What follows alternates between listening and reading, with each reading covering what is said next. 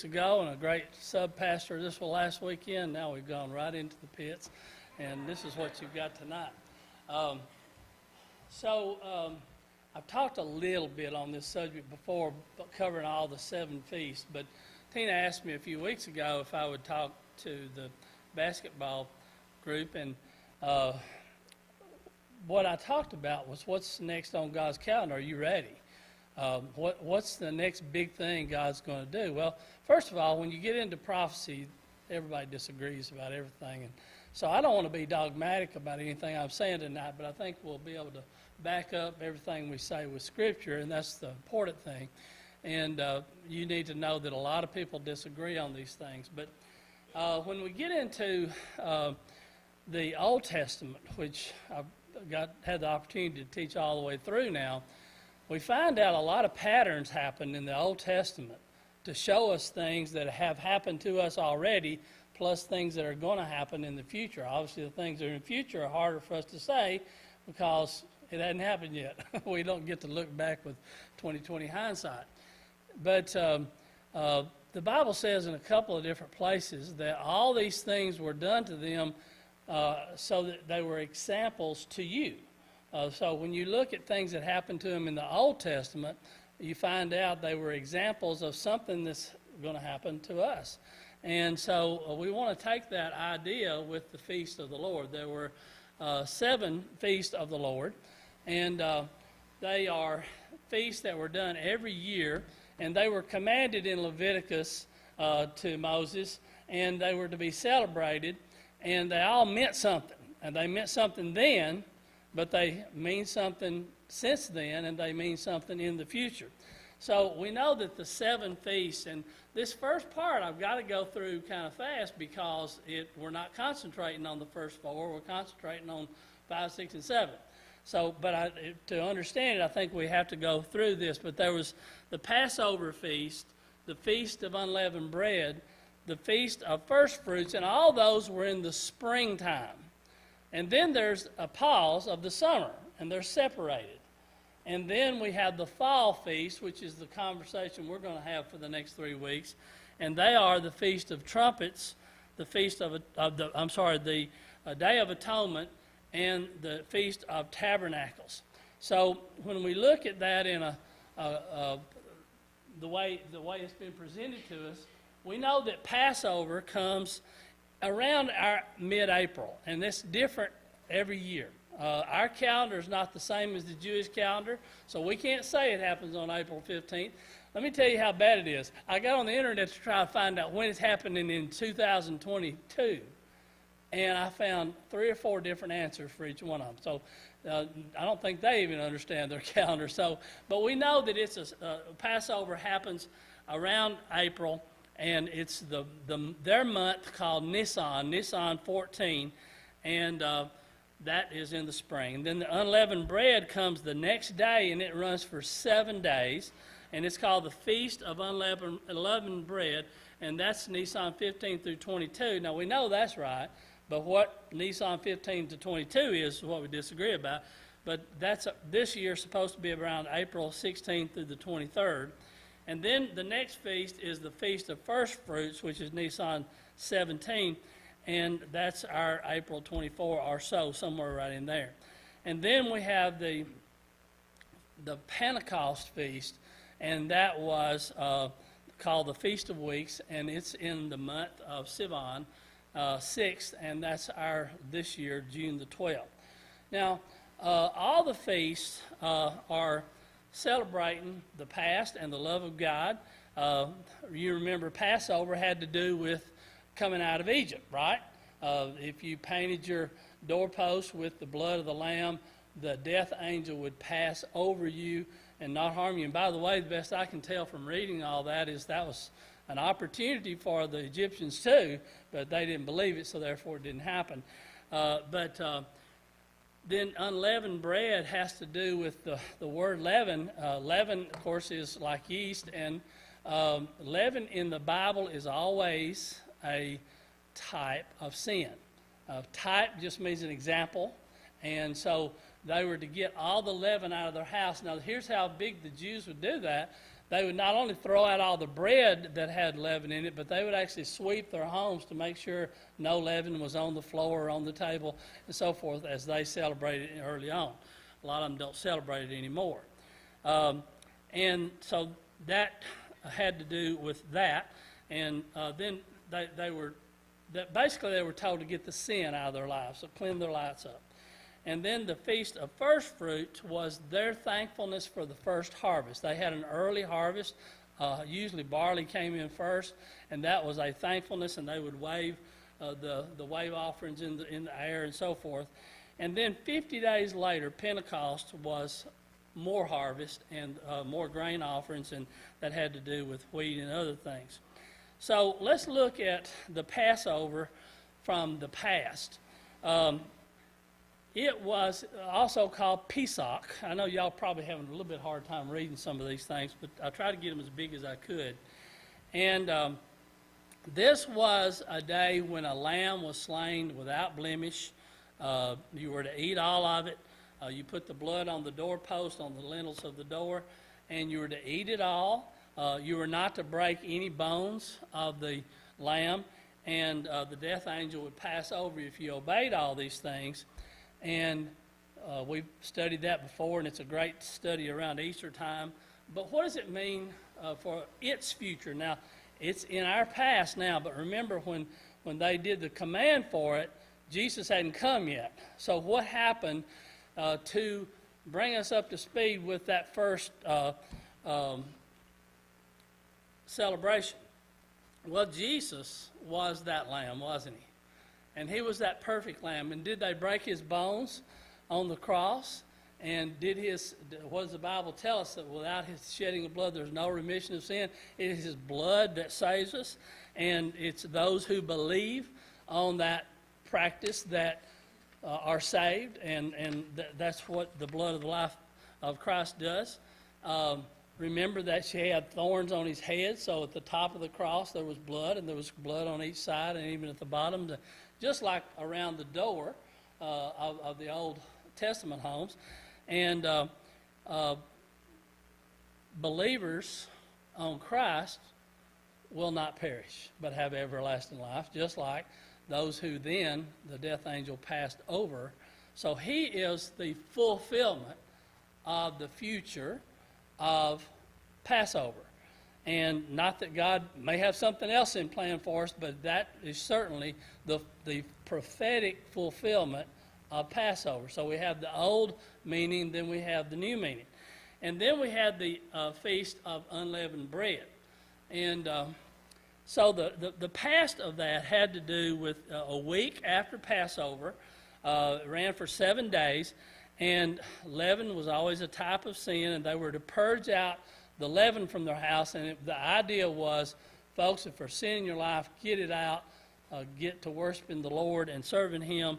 You were to do no work, no servile work during that period. And then what about the prophetic future of it? Well, think about what Jesus did. It's also called matzah. And 7, of course, is usually a number of completion or fulfillment. And Jesus was the lamb without blemish. He said what? This bread is my body when he did the Last Supper. And works will not save you, right? And so you see all the pattern that follows there. And what did Jesus say? Beware the leaven of the Pharisees. And we would need to purge sin of our life with the help of God. And he says when we are born again, we are a new lump. We've been made new. Old things are passed away, and all things have become new. So that's the fulfillment. Jesus was, as he lay in the grave, in the tomb, he was a perfect sacrifice. He had no sin. He only took on our sin. And then the Feast of First Fruits, called Bikurim, was one day after the Feast of Unleavened Bread. The Feast of Unleavened Bread being on the Sabbath, that was a Sunday. Now think about it. When did Jesus rise from the dead? It was on that Sunday morning. And that was the first barley harvest, and they would wave that in the thing. So how did Jesus fulfill that? Jesus was our first fruits. Now, what did Paul say about that? He said he is the now is he become the first fruit of many of them that slept. Jesus is the first one to rise on his own from the dead as a never to die again person. Think about Lazarus was raised from the dead, but Lazarus is not here today, is he? Okay? But Jesus had a glorified body when he was raised. So he fulfilled the feast of first fruits. And then we get to Pentecost. And of course, you can see from that word that Pentecost, P-E-N-T, has 5 in it. So it's 50 days after the feast of first fruits. And the way they come up with that is 7 Sabbath plus 1. So 7 weeks plus 1 is 50 days. And they had wheat and many harvests were coming in a little bit more in the later summer there. And they would grind wheat and make 2 loaves that were baked. And they would do a burnt offering with 7 lambs and a bullock. So that was the past of Pentecost. But think about what Jesus did. He had already risen from the dead. He had already ascended into heaven. And a few days later, he sent the Holy Spirit. And on the day of Pentecost, Peter preached and 3,000 were saved. And he empowered the church on that day. So Pentecost was fulfilled 50 days after then, and Jesus sent the Holy Spirit. Now, the 2 loaves can mean a lot of things. It seems to me that it could mean that Jews and Gentiles are both invited in now, not just the Jews, but it brings us into the age of grace. And so that's the first 4. I know I covered that fast, but again, that's not the topic for tonight, but I think we had to do that to get where we are. But then we have the pause between the feast. And I'm sorry. This is just an extra little slide to bring out something interesting, and you can decide whether this means something or not. But when God gave Moses the law, Israel was down there making the golden calf. And when he came down, 3,000 people suffered death because of all that sin. When Peter preached on the day of Pentecost, 3,000 souls were saved. The law shows us our sin, and we can't live up to it. So if all we have is the law, it's death. But it's the Spirit that brings new birth and saves us. So that's just an interesting thing to think about, and whether that's meant to be something or something, I'm not sure. Now we have all the spring feasts, we believe, that have already been fulfilled. But then we have the summer. And the question is, what is the summer? Why do we have a interval between the spring and the fall feast? Well, I'm here to tell you, and there's some things I'm just going to have to say, and then you can disagree with it if you want. But we have Jesus fulfilling all that, and what came into being on the day of Pentecost? That was the new church. So it ushered in the church age, and we have the summer. So this phase between the spring and the fall feast is what I would call an indefinite pause between the feasts. Now, one of the things, and I don't have time to do this tonight, but when God talks about the prophecy of Israel, he uses dates and numbers and times. When he talks about the church, he never does. When prophecy talks about the Jewish history, it uses dates and times and years and so forth. When it gets to the church, it does not. So I believe the summer is that pause between the spring and fall feast, and it is that indefinite pause that is the church age. And we don't know how long it's lasting. That's why I mentioned that it's indefinite. Is Jesus coming back tomorrow? Could. There's nothing that I can see that would prevent him from coming back tonight. But could it be another 100 years or 1,000 years? Well, I have to answer that yes, too, because I don't know. And we have the pause between. Now, this is what we call part of the age of the Gentiles. Now, I don't have time to develop this tonight because we're going to get on one feast and stay on it. But in Daniel, he wrote about the age of the Gentiles. And there were 70 weeks. And I may have time to do a little of this next week. And it talks about different intervals of that 70 weeks. And it seems like there's a pause between 69 and 70, and there's 1 week left that's not been done yet. And we believe that is the Great Tribulation that is yet to come. And the time between then and the 69 weeks is the church age, which again is rubber. It's not written in stone.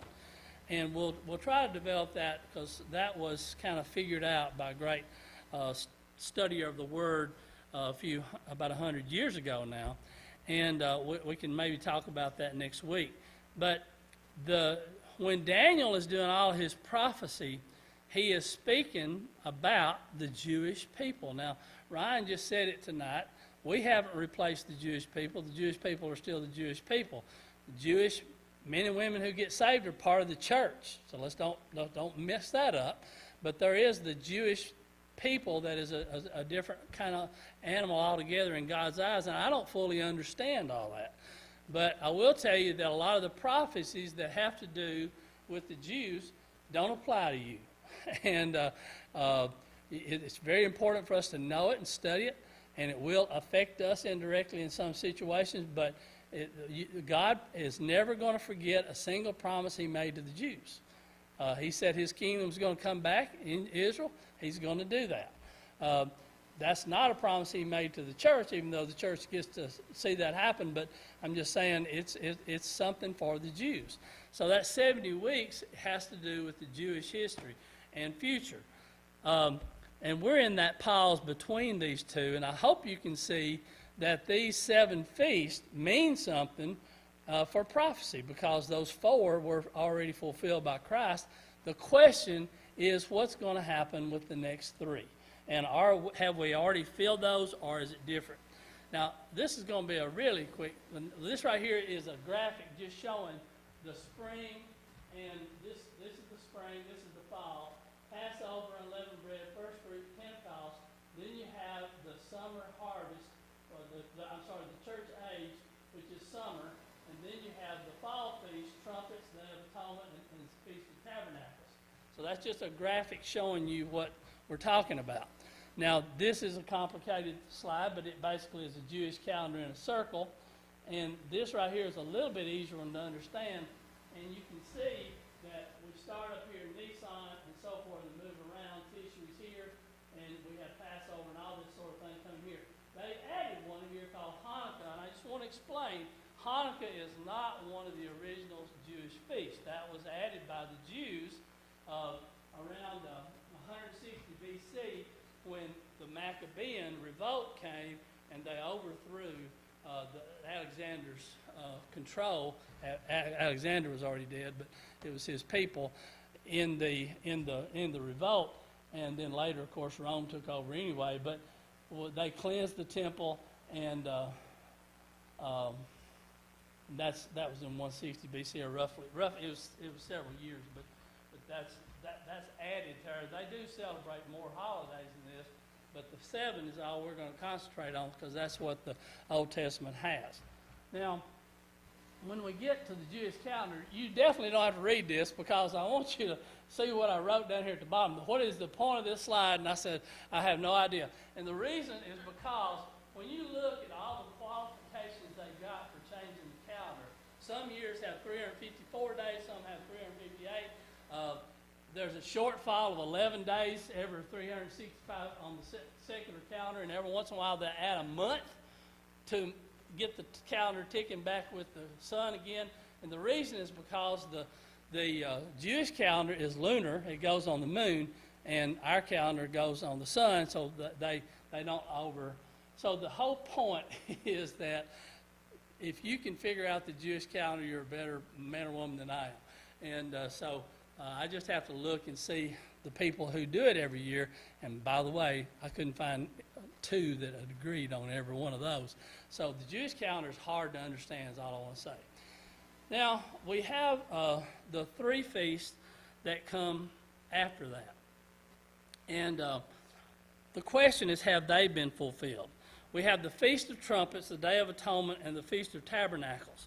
The Feast of Trumpets is called Rosh Hashanah. It's in Tishri 1, that's their month. This year is supposed to be September the 22nd. The Day of the Atonement is also called Yom Kippur. You probably heard that. Tishri 10, that's about October the 6th on our calendar this year. And then the Feast of Tabernacles is also called the Feast of Booths, or Sukkot, and that's in Tishri 15 through 21 because it's a week, and it's started in October the 18th this year. Now, so tonight we're just covering the Feast of Trumpets. And again, it starts on that first day of Tishri. Now, you'll hear on the news and stuff, they'll say in that month the Jews are celebrating their new year. Well, that doesn't make any sense because their new year is supposed to be Nisan, which is back in the summer. But they have what's called a spiritual year that starts in Nisan, and then they have a civil, meaning governmental year, that starts in Tishri. So Tishri 1 is also their new year. And Yom Kippur actually means that, ahead of the year. Let's see, I'm trying to make sure I'm on the right one here. So it will be celebrated with the blowing of trumpets, and the new moon will be out again. It's a lunar calendar, and all you'll have is a small crescent moon on that day. Now, you certainly can't read this, but if you want to just take the notes, Numbers 10, 1 through 10 is what we're talking about. And first of all, they had to make the trumpets. In the law, God told Moses to make 2 trumpets. That's in Numbers 10, 1 through 10. And he told him to make it out of silver, and he wanted to make 2 of them. If you look at the Old Testament and the meaning of Numbers, 2 was the number of witness, where 2 people can witness against or for someone, and silver was the metal of redemption. And they were to gather themselves when they blow that trumpet, and they would use that for special Sabbaths. They would use it for lots of other things, war. They would use it to call an assembly and so forth. But in verse 7 of Numbers 10, it talks about the congregation is to be gathered when you blow and not sound an alarm, but just blow and bring them together and so forth. And then he told them how to use it for war as well. Now, the trumpets were made then of silver, but they also used a ram's horn, and a ram's horn is called a shofar. So I don't know, whether it's anything to it where they have to use the silver one or the horn one, but they blow a trumpet. And we'll just leave that there. But the next thing was, when did God command them to do the Feast of Trumpets? Well, that's in Numbers 29, 1 through 5, I think. And it says, on the first day of the 7th month, that's Tishri, you'll have a holy convocation. And don't do any ordinary work, blow the trumpet, offer a burnt offering, a grain offering. And he says in verse 5 that that's a pleasing aroma and food offering to the Lord. So that was one of the commands for the Feast of Trumpets. But we also see it in Leviticus 23, 24, and 25.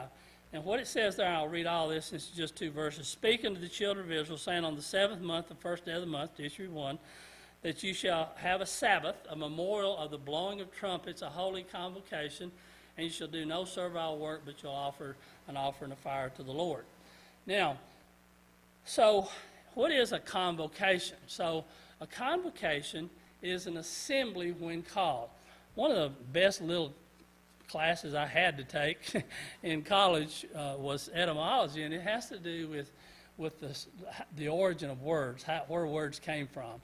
And so con just means with or together, and vocation comes from the Latin vocar, which means to call. So to call together, that's all it means.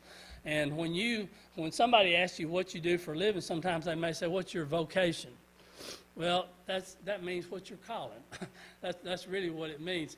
And so the trumpet that they used, if they used a ram's horn, is called a shofar, or the silver, and they would blow that and call them together. And then we get to this, the name called Rosh Hashanah. Rosh Hashanah means the head of the year. That's the first day of the civil year of the Jews. And here again, we say it's called the head of the year. But also, one of the things I want to bring in here is sometimes it's called the wedding of the Messiah. Now, you have to understand that a regular Jew that's not been saved doesn't believe that Jesus is the Messiah, but they do believe a Messiah is coming.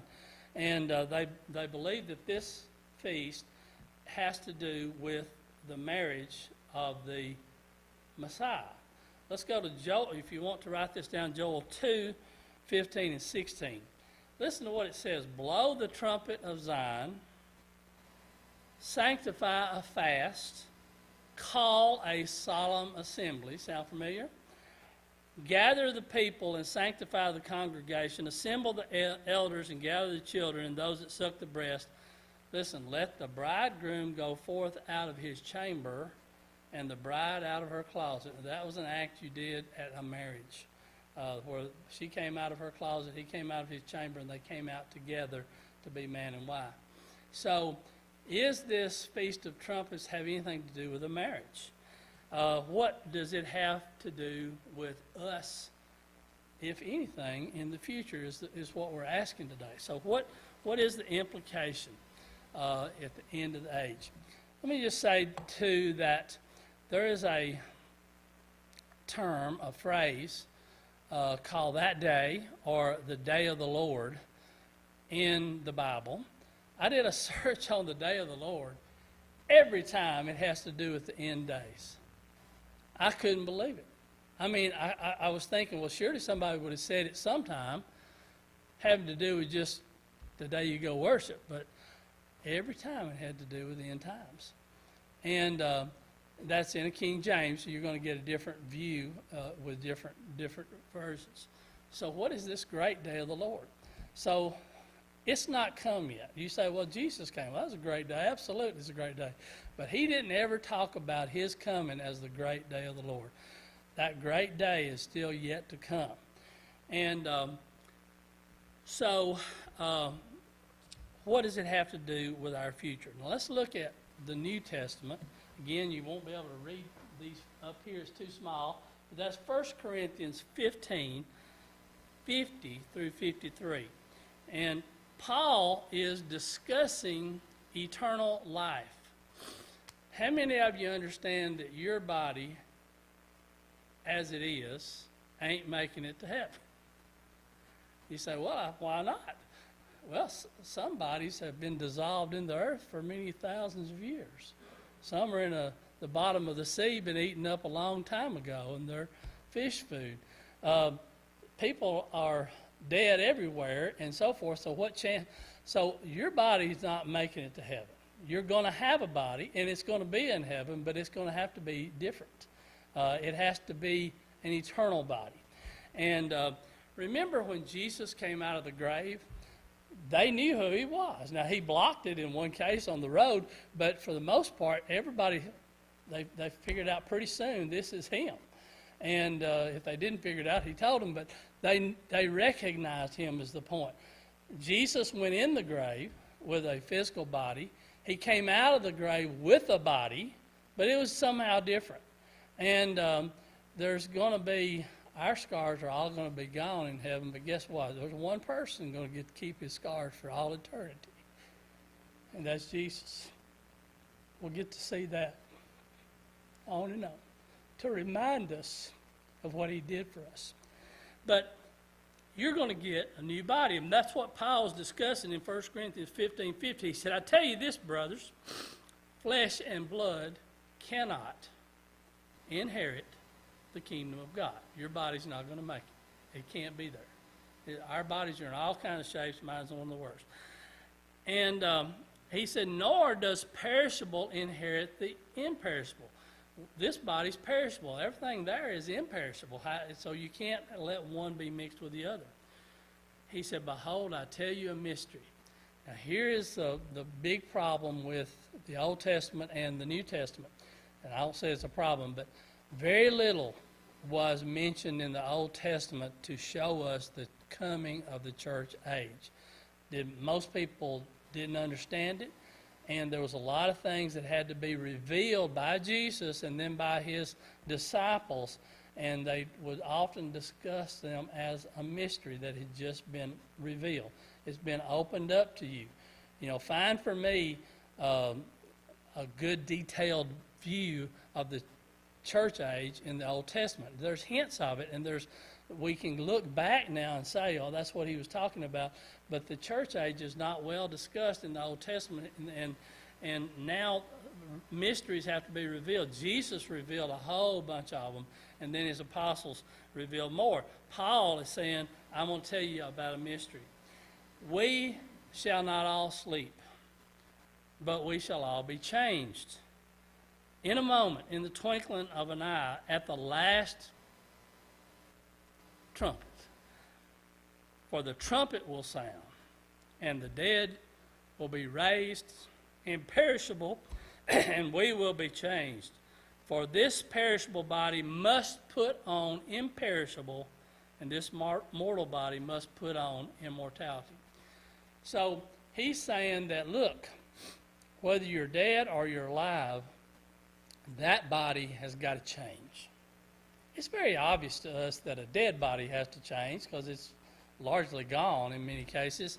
But that's why some people object to different ways of burying and so forth, and that's why some of the terrible tyrants of the day would divide your body in 20 parts and scatter it around the city so you couldn't ever get your body. God's a little smarter than that. He knows how to take care of that. He can find molecules if he needs to, but he's going to give you a new body. And so whether you're alive or you're dead, when Christ calls us up, you will get a new body.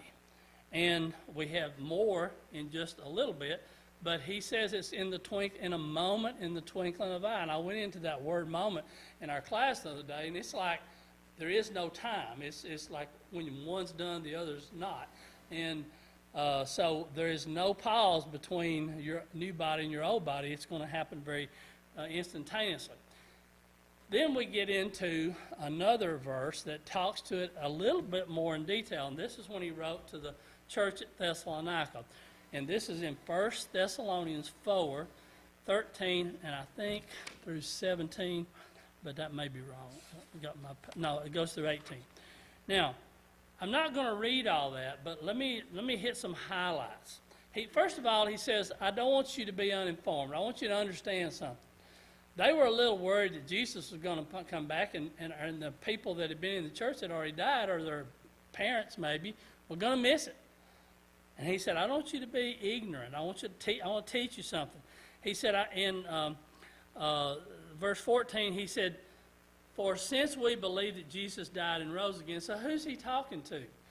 First of all, he's only talking to born-again Christians here, right? Because if we believe that Jesus died and rose again, God will bring with him those who have fallen asleep.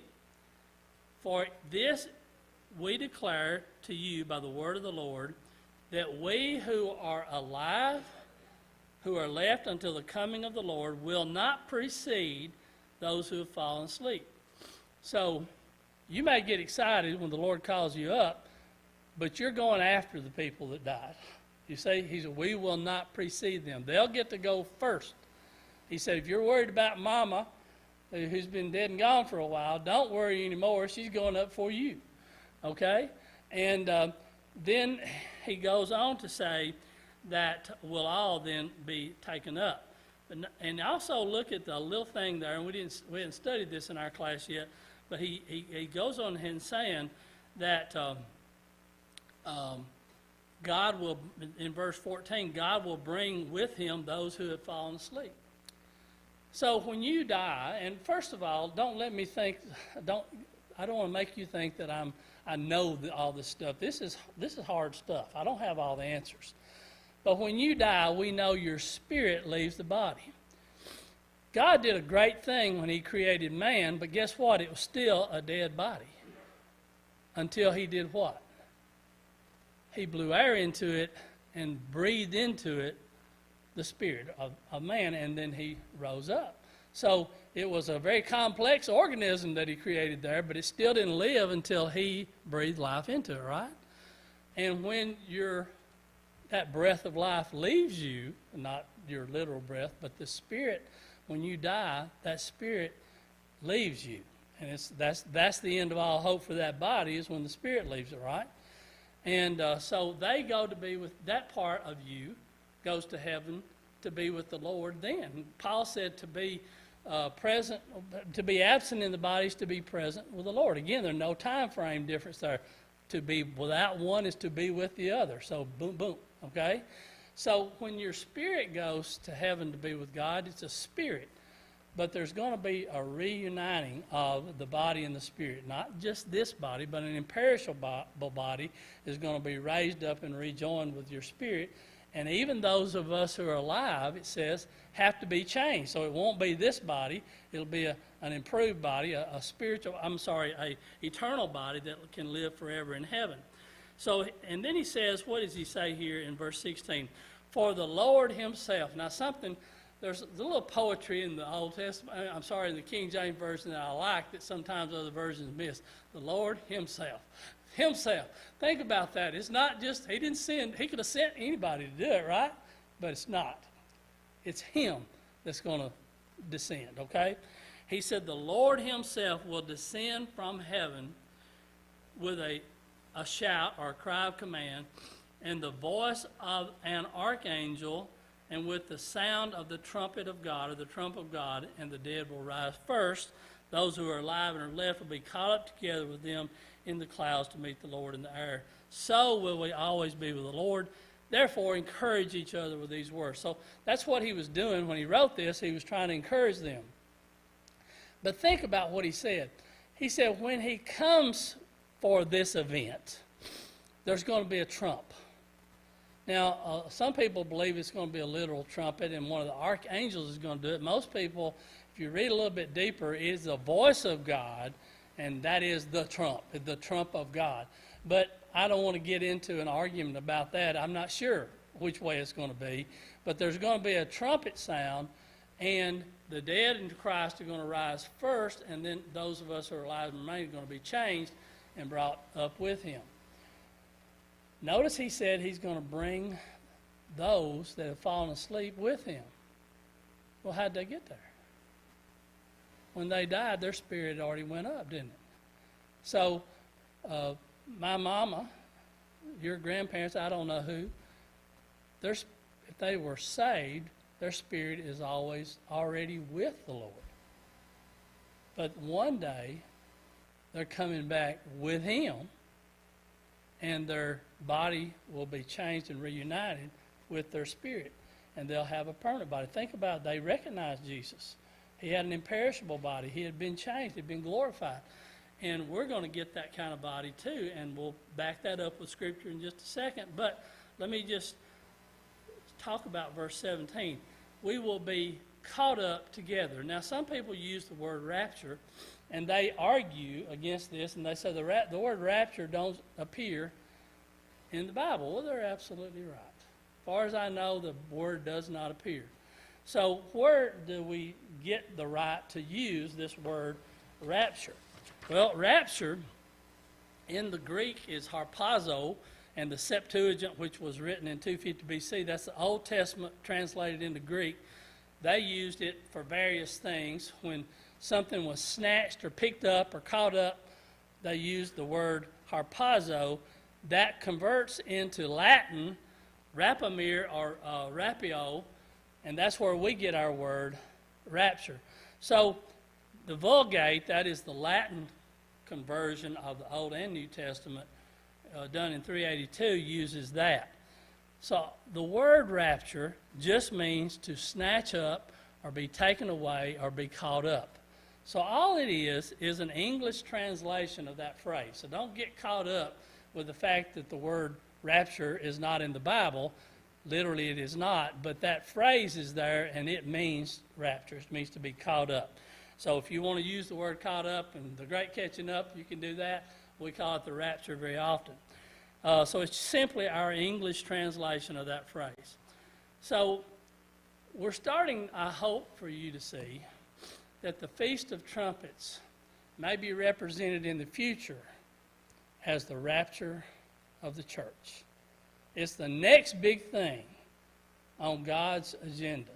He's got a lot of things he's going to do in your life and other people's, and this war and all these other things that are going on. But the next big thing on the calendar, when you look at it from these 7 feasts, is the rapture of the church. That's the next thing that's going to happen. We're going to try to back that up in just a few minutes here. And I'm going to have somebody make me behave. I think I'm already over, aren't I? So maybe we need to stop. I hate to do that. Let me give just a little bit more, and then we'll stop. Don't pray too long. No, I'm kidding. You never pray too long. So when is this snatching away? Most anybody believes there's going to be a tribulation. Now, I will say all millennialists don't. They think that that's just the troubles that we're facing now or in the past.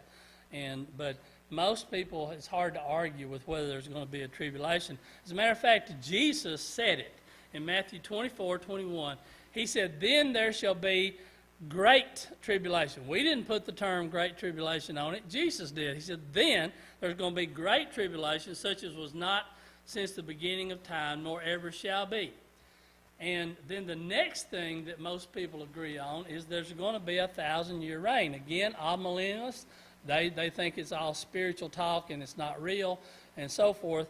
But most people believe there is going to be a millennium. And a millennium is just a 1,000-year reign. He promised it over and over and over in the Old Testament. A teacher once told me that the Old Testament says a lot more about Revelation than Revelation does. I mean, about end times than Revelation does. And they're right, man. When you get into those minor prophets in the end, it's just over and over and over again, that great day of the Lord. But most people would agree there's going to be a millennium. You pray it when you do the model prayer, when you said, "Thy kingdom come on earth as it is in heaven." What do you think you're talking about? That's the kingdom coming. And then in Matthew 19:28, Jesus said to them, "Verily I say unto you, that them which have followed me in the regeneration," those of you who have been born again, "when the Son of Man shall sit on his throne in glory, you shall sit upon 12 thrones and judge the 12 tribes of Israel." He's coming to reign on this earth. And in Revelation 20 verse 4, he says, "I saw thrones and those that sat upon them," and so forth. It says they lived and reigned with Christ 1,000 years. So I'll end with this little thing right here. When will the rapture occur? For those who are amillennialists, when you see amillennial, there's no literal anything. It's when you look at it, what they really turn everything into something spiritual and not literal at all. I mean, I tell you what, my feeling is that if the Bible don't say it's like or as if it were, you better think it's literal, okay? But you can disagree with that, but amillennialists don't believe in a literal reign on earth or a rapture. Post-millennialists believe that we're in the millennium basically now, and the world's going to get better and better and better until Christ comes back. Well, World War II sort of blew that one out of the water, World War I and then World War II, and then everything that's happened since. I don't think anybody really thinks the world's getting better, and that's what post-millennialism hangs on, that God's going to come back again after the millennial reign. Well, he's not reigning here now. But most people are coming around to the idea that the rapture and so forth is going to happen before the millennium. Now, let's look at what these words mean. You got pre-tribulation rapture, mid-tribulation rapture, or post-tribulation rapture. Now, pre-millennial, pre-tribulation rapture means that we believe the church is going to be taken out before the Great Tribulation. We're going to back that up next week and go on that, but that's where I stand and your pastor stands and your assistant pastor stands and many of you believe that we're going to be taken out before the Great Tribulation. Some people believe in a mid-tribulation rapture, and they have some backing for it. Daniel splits up the 7 years into 2 parts, and so does the book of Revelation. But we don't think that makes sense when you read the book of Revelation because of a lot of different things. We'll try to make that point next week. And then there's also the folks that believe we'll all be in the tribulation, and then we'll be raptured separate. But I want to get you to thinking about that, but I put those terms up there so they could be soaking in a little bit, and we'll cover that next week. I'm sorry I went over, but we'll start there next week. Thank you all very much. Ryan, just want to